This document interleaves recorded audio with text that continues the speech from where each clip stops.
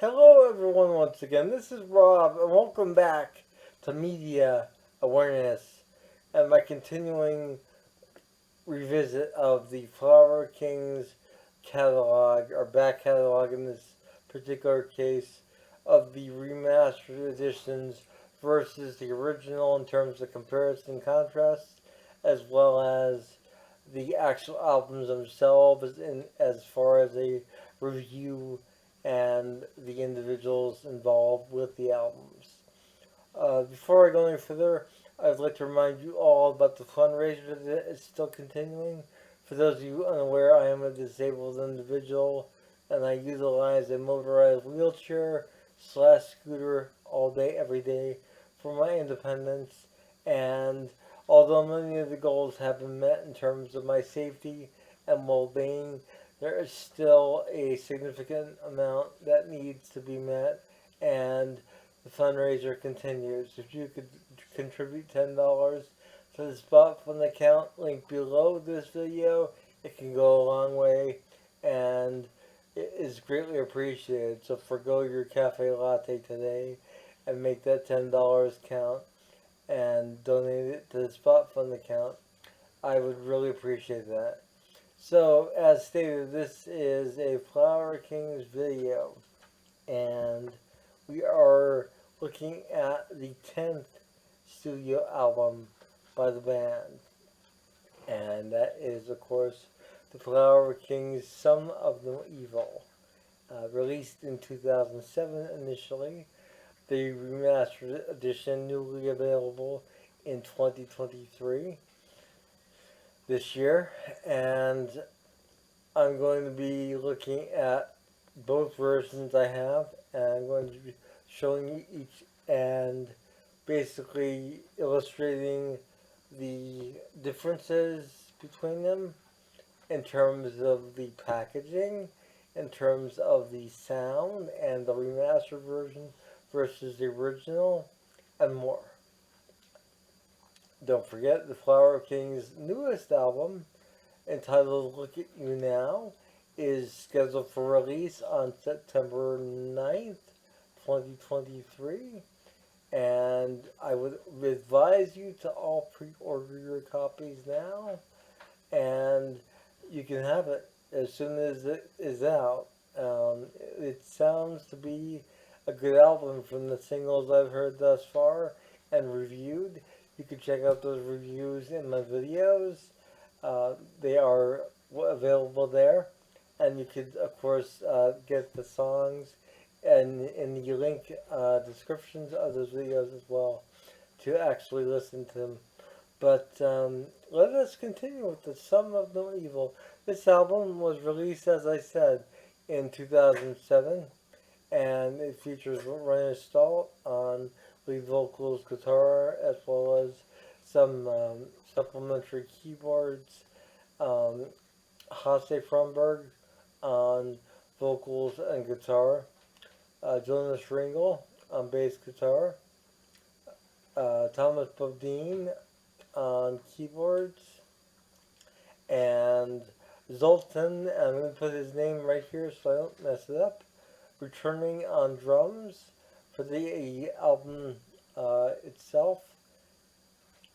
And the majority of this album was actually written by Roine Stahl,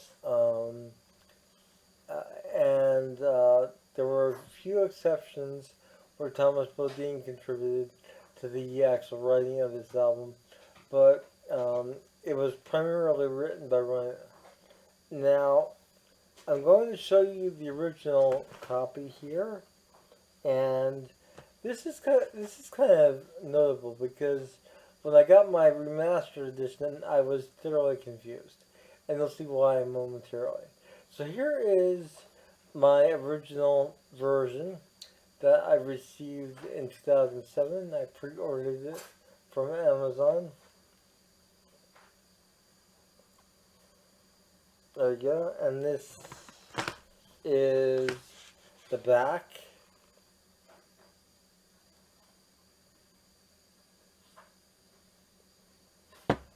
And as you will see momentarily, the inside cover, which we have right here. A kind of trippy visual. And we open it again to showcase the CD and the bonus CD.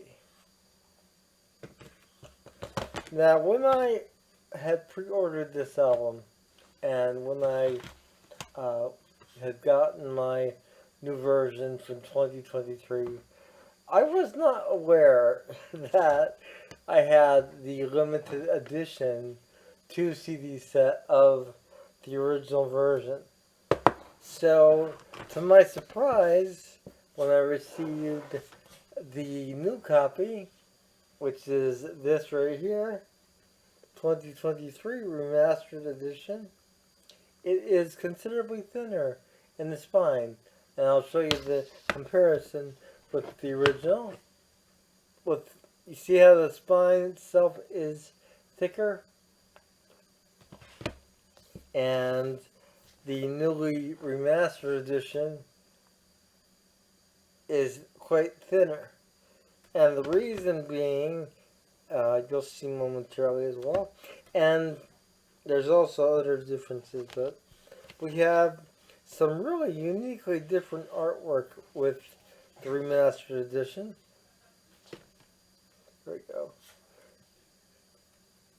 You have sort of a pyramid motif on the one side, and you have the band members on the other side. You have the booklet, which just happened to slide out very conveniently. There you go.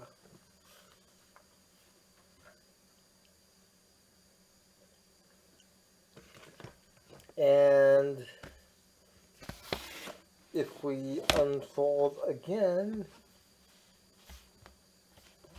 we have some additional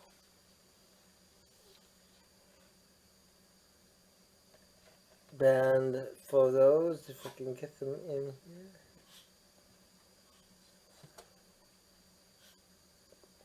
So there's a different stylistic choice in terms of the album itself and the way it was packaged this time around. More so, I think this is probably the most drastic difference amongst the previous ones, probably to some degree. I mean, that can be debatable, but I think that this one, it looks better in my opinion. I think it has more style to the actual packaging.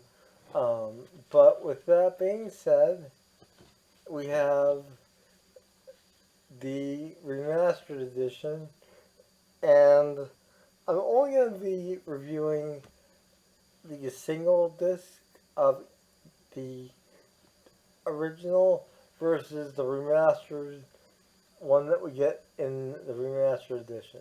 So, like I said, The Sum of No Evil is Flower King's 10th studio album, released in 2007. And when I got this album originally, back in 2007, I was not particularly in a Flower King's mindset, if I can put that in sort of a phrasing that would make sense. I really don't know, musically I was sort of in a different space at that point in time, and although I had this when it came out, I was not in the Flower King's mindset, so to speak. I wasn't in a good place in 2007. Personally, in my life, and it it was an album that I rarely listened to at that point. So about a year and a half ago or so, I had this album, and um, I was arranging my one shelf in the other room, which houses my CDs. So I was having my son help me with that and putting the Flower Kings shelf together. And I thought, I should really listen to this album again. I feel more capable of this particular style of progressive rock now. And in 2007, I was really into a lot heavier stuff and gravitating toward that. And it was indicative of my mindset at that point in time and needing a bit more edgy sound to match my feelings at the time, as it was a really uh, difficult period, as I stated, as or alluded to at least. So, that being stated, in revisiting The Sum of No Evil, the 2 CD edition, I was really thoroughly impressed. And this album, in comparison to Paradox Hotel, previous album, blew me away. And this is listening to it just last year, like for the first time in a long time. And I thought, what have I been missing? This album is phenomenal from beginning to end. And I couldn't stop listening to it. I must have listened to it for several weeks straight every night prior to going to bed. And I was just amazed at the production of the performances, the writing. It was all just so well put together and so top notch. And everything was really cohesive as opposed to Paradox Hotel, which I covered previously, and I'd mentioned that to me it kind of sounded fragmented. Whereas this, The Sum of No Evil, sounded really just amazingly tight and well constructed as an album. It was really a nice flowing album. And it didn't seem like it was jarring in any way. So I was really impressed, and I was really quite taken with this album, and I am quite taken with this album, The Sum of No Evil. So when I received the remastered edition, which came out a couple months ago, but I just got this for my birthday in mid-August, a few weeks ago. This, because I'm filming this at the end of August 2023. This was released in, I want to say, the end of June, and I received it as a birthday gift from my kids and my ex-wife, who I'm friends with, Crystal. You may have noticed I mentioned her in Paradox Hotel review. This album is still a phenomenal album.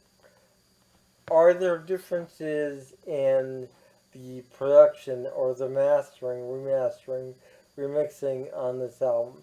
Well, that's debatable. Uh, and the reason I say that is because I've listened to this. Like I said, I got this on my birthday, August 15th. I actually had it on the 14th, but whatever. I had it around that same time. And I listened to it pretty steadily since then. And I didn't notice much in terms of differences with different adjustments to volume in terms of the instrumentation, the vocals, the mixing. It seemed almost identical to the original 2007 release. Although I know it is different because it is remixed and remastered. It just didn't sound like it was because the original sounds so good as it is, and that's my own opinion. I think the original sounds so good that it's kind of hard to mess with something that is as flawless as a great sounding album. It's hard to make it sound bad unless you really screw up in the remixing and remastering process. But in this case, it was perfect. So you have, like I said, Ryan Stahl lead vocals and guitar, and majority of the lyrical and musical composition, along with some supplementary composition from Thomas Bodine. You have Halsey Fromberg on vocals and guitar as well, and you have Thomas Bodine on keyboards and Jonas Ringel on bass guitar. And like I said, you have Zoltan, and I'll put his name here again, returning on drums for the studio album. And this album, whichever way you get this, it's a great album to have. I would recommend getting the limited edition 2023 remaster because it is limited edition, it is remastered, and it'll look good along your remastered collection alongside those discs. I am going to be maintaining the original version, now realizing that it is a special edition, a limited edition, and it is, the Flower Kings are my modern day favorite progressive rock band, or one of them at least, right alongside bands like The Tangent and Porcupine Tree, Spock's Beard, Transatlantic. The Flower Kings, and are just, they are that album. They are the band rather that really. It's my safe space. My getaway. They are that band that really resonates for me as being the perfect example of classic progressive rock in modern day. And although they began in the 1990s, as I've been chronicling this, they really retained that classic progressive rock sound from the 1970s, or should I say, instead of retained, they renewed that sound as they really brought it back into focus, and they managed to make it fresh and new. And it's a timeless sound, really, when you think about it. It's something that doesn't really grow old, because the pieces are songs, are because the songs and are so intricate and are sometimes in greater length than average songs. They're considered pieces, songs, whatever you want to call them, but they reflect the inspiration for the style of progressive rock, which is, of course, classical music, with the arrangements being very much in that experimental style, time changes, key changes, lots of interplay between the different instruments. And what's interesting is you get the vocal dynamics of Roina, who has a really unique sounding voice, alongside Hasse Fromberg, who also has a unique sounding voice. And when they sing together, or when they sing opposite each other, they complement each other so well, it's hard not to really appreciate that vocal dynamic and excellence. So once again, this is the Sum of No Evil. This is the remastered edition from 2023. And although it is a single edition form, I would honestly say at this point in time, it may be hard to track down the limited edition version that I also have. But you may be able to find it if you're lucky. Um, I don't know. I don't know how hard it is to find on the secondhand market, but I would definitely track down the newest edition, the Sum of No Evil limited edition, uh, 2023 remastered single disc edition. I hope you enjoyed this compare, contrast, and this review of the Sum of No Evil, the Flower King's 10th studio album, originally released once again in 2007, newly available in this remastered edition digipack format. Get your copy now while you still can. It's also available on vinyl, I believe, for you vinyl enthusiasts. And this would probably sound amazing on vinyl. So if you are one of those people, you definitely want to track it down in that format. This is Rob with Media Awareness, and I will see you all again soon. Have a wonderful morning, noon, or night, wherever you are. And don't forget about the fundraiser below. Contribute $10 today, and it could go a long way. I will see you all soon. Take care. Bye.